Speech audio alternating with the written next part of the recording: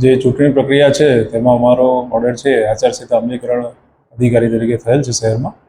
અન્ય જે બાબતો છે મતદાન હોય કે પોસ્ટલ બેલેટ હોય કે અન્ય કોઈ પણ તે બાબતે અમારો કોઈ રૂલ નથી અને આ બાબતે અમને કોઈ ચોક્કસ જાણ નથી. આપના માધ્યમથી જ આ માહિતી મને મળેલ છે એટલે મારે પણ આ બાબતે તપાસ કરવાની રહે છે. બાકી મારી પાસે આ બાબતની જવાબદારી પણ નથી અને અન્ય કોઈ સૂચના પણ નથી મારી આગળ.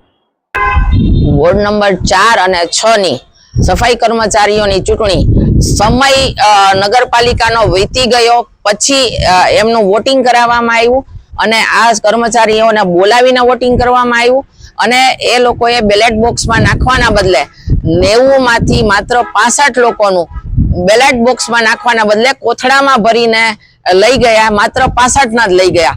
એટલે આ શંકાસ્પદ હતું અને બાકીનાનો પણ અમને ફોન આવ્યો કે બેન અમારા બાકીનાના ન લીધા ને આ કેમ લઈ ગયા.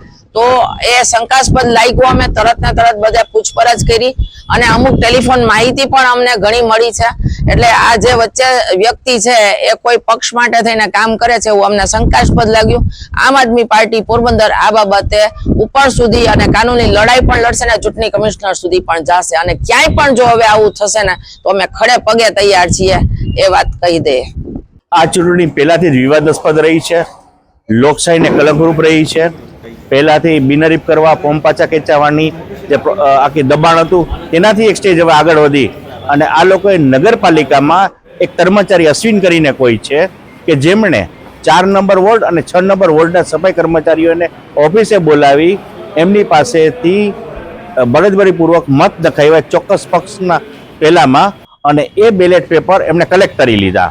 હવે આમાં આખી પ્રોસિજર એવી હોય કે ચૂંટણી અધિકારીએ ખરેખર એમની એક નિમણૂક કરવી પડે વ્યક્તિને આ બધી પ્રોસિજર માટે અને ઓર્ડર કરવો પડે. ત્યારે ચૂંટણી અધિકારીશ્રીને વાત કરવામાં આવી ત્યારે એ કહે છે કે મને આ વાતની કંઈ ખબર છે નહીં.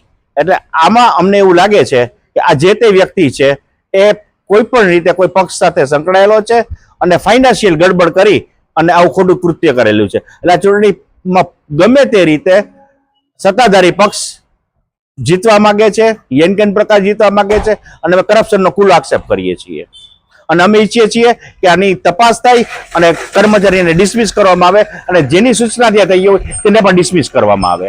99 દેવાના લીધા અને 60 ને પરત આપવાનું.